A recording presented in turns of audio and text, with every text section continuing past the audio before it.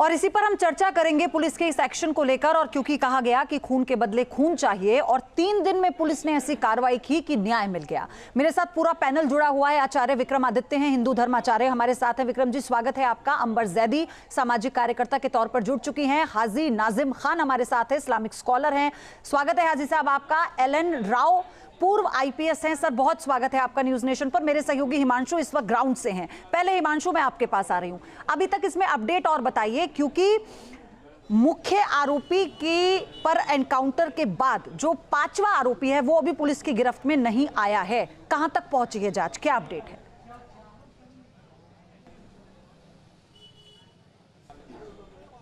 देखिए, बिल्कुल सबसे पहले आपको मैं बता दूं, जिस तरह से आतिफ का एनकाउंटर हुआ उसके बाद से तमाम जो लोग हैं, हिंदू संगठन हैं, उनमें थोड़ी शांति जरूर है। लेकिन उनका कहना है कि जो आरोपी पकड़े गए हैं उनका भी एनकाउंटर हो, साथ ही जो फरार आरोपी है उसको भी जल्द से जल्द गिरफ्तार किया जाए। लगातार हिंदू संगठन यहाँ पर अभी आ रहे हैं, इसी वजह से यहाँ पे आरआरएफ को तैनात किया गया है, पीएसी तैनात की गई है, अलग अलग थाना क्षेत्रों से पुलिस फोर्स को यहाँ डिप्लॉय किया गया है ताकि आपसी सौहार्द खराब ना हो, क्योंकि एक बड़ी आबादी यहाँ पर मुस्लिम आबादी यहाँ रहती है। ऐसे में जो शव है जो उसको भी यहाँ नहीं लाया जाएगा और उसके बाद सीधा उसे सुपुर्द खाक वहीं पर करवा दिया जाएगा। उनके परिजनों के द्वारा जो अरशद है उसके जो पिता है उसको भी पुलिस ने गिरफ्तार कर लिया है। तो कुल मिलाकर यहाँ पर फिलहाल जो स्थिति है वो तनावपूर्ण बनी हुई है। ऐसे में नारेबाजी भी यहाँ पर लगाई जा रही है। कोशिश यही है कि यहाँ पर जो हालात हैं वो सामान्य रहें और इसी की वजह से लगातार मेरे पीछे भी आप देख रहे होंगे आरआरएफ की टुकड़ी है। ठीक है हिमांशु, मैं आपसे आगे अपडेट लेती रहूंगी, लेकिन एलन राव सर शुरुआत में आपसे करूंगी।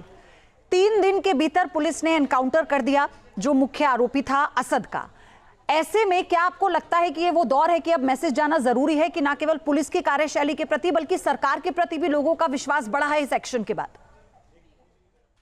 नमस्कार मैम, मेरे को पैनलिस्ट को नमस्कार, आपके सभी व्यूअर्स को नमस्कार।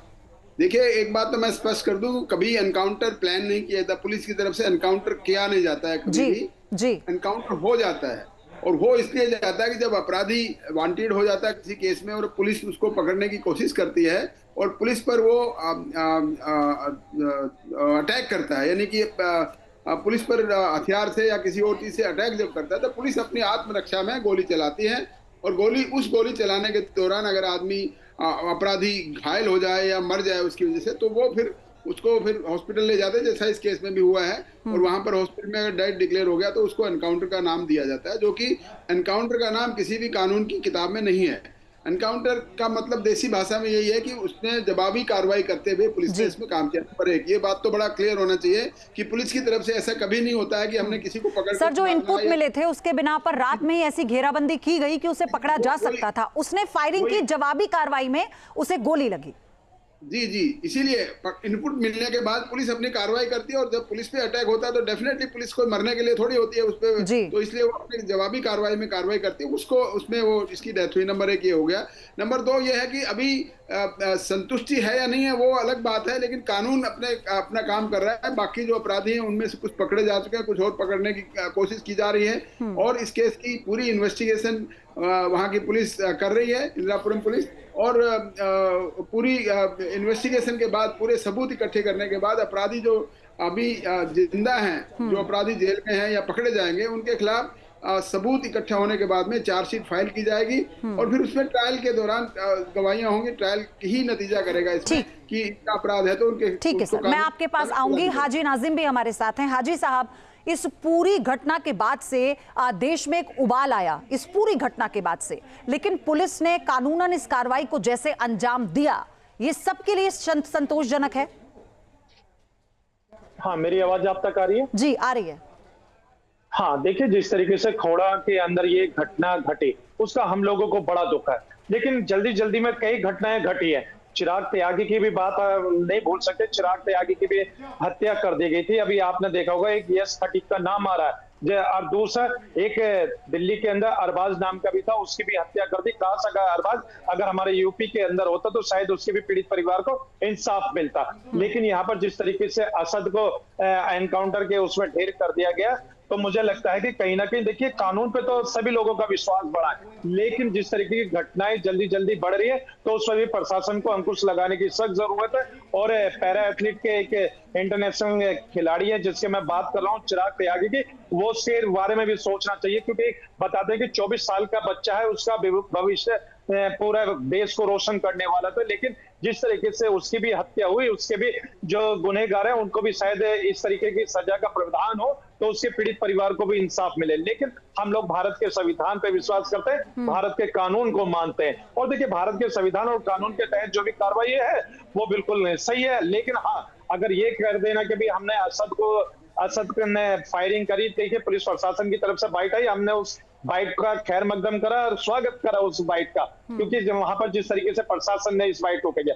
लेकिन अब भी जो माहौल यहाँ कोड़ा कॉलोनी के अंदर बन रहा है, तो उस माहौल को खत्म करने के लिए सबसे पहले मैं वहां की सम्मानित जनता से शांति की अपील करता हूँ कि शांति बनाए रखें, कहीं पे भी कोई भी अफवाह पे ध्यान न दे, क्योंकि ये मुल्क आपका अपना है और कहीं से भी अगर कोई अफवाह आती है तो प्रशासन और शासन का सहयोग अफवाह का तो कोई सवाल ही नहीं है ना हाजी साहब, अफवाह का तो कोई सवाल ही नहीं है। सब जानते हैं कैसे उसे मारा गया, तो अफवाह पर किसी ने कोई विश्वास नहीं किया। वहां पे कोई ऐसा नहीं है कि नौबत आ गई हो, इंटरनेट बंद कर दिया गया हो, वहां ऐसा नहीं है कोई हंगामा हो रहा हो, वहां पर लोग इकट्ठा हुए सिर्फ इसलिए ताकि न्याय मिल सके। हाँ प्यादी जी, देखिए मैंने अफवाह इसलिए कहा क्योंकि अफवाहों का बाजार बड़ा गर्म है, जरा सी चिंगारी लगाने में किसी को देर नहीं लगने की, इसलिए वहां अफवाह मैंने इसलिए कहा कोई भी किसी की झूठी अफवाह पे ध्यान न दे। ठीक है अंबर ज़ैदी, प्रशासन का सहयोग, अंबर ज़ैदी, ये जो असंतुलन आया है समाज में और ये जो आक्रोश आया है ऐसी घटना के बाद से, जैसा अभी खैर हाजी साहब भी कह रहे थे कि ना केवल उत्तर प्रदेश में बल्कि पूरे देश में ऐसे मामलों पर ऐसी ही कार्रवाई होनी चाहिए। देखिए प्रयोधी, आपने इनके इस स्टेटमेंट को ध्यान से नहीं सुना। उनके कहने का मतलब है कि उत्तर प्रदेश में इस तरह की जो घटनाएं हो रही हैं वो प्लान्ड है, जबकि हम सब जानते हैं और जैसे कि एलन राव सर ने बताया कि ये एनकाउंटर प्लान नहीं होता है। अगर कोई अपराधी भागने की कोशिश कर रहा है और पुलिस के ऊपर अटैक कर रहा है तो इस तरह की ये एनकाउंटर्स होते हैं। एनकाउंटर को हम सब जानते हैं कि आम जिंदगी में हम कहते हैं कि हमारा एनकाउंटर हो गया उनके साथ, हम एयरपोर्ट पे जा रहे थे, encounter with this person and that. तो ये कहीं ना कहीं अपनी राजनीति यहाँ पर लाने की कोशिश कर रही है। झूठा इल्जाम नहीं, आपका यही मतलब है। नहीं, आपने झूठा प्रोपेगेंडा फैलाने की कोशिश करी है। नहीं, आपने झूठा प्रोपेगेंडा फैलाने की कोशिश करी है। नहीं, अंबर जैदी जी आप झूठ बोलती हैं।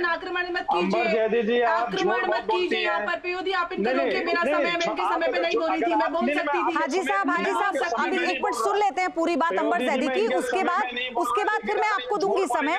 अभी विक्रमादित्य जी के पास भी जाना है। हाजी साहब सुन लेते हैं, फिर आप अपनी प्रतिक्रिया दीजिएगा। अंबर जल्दी से पूरा कीजिए।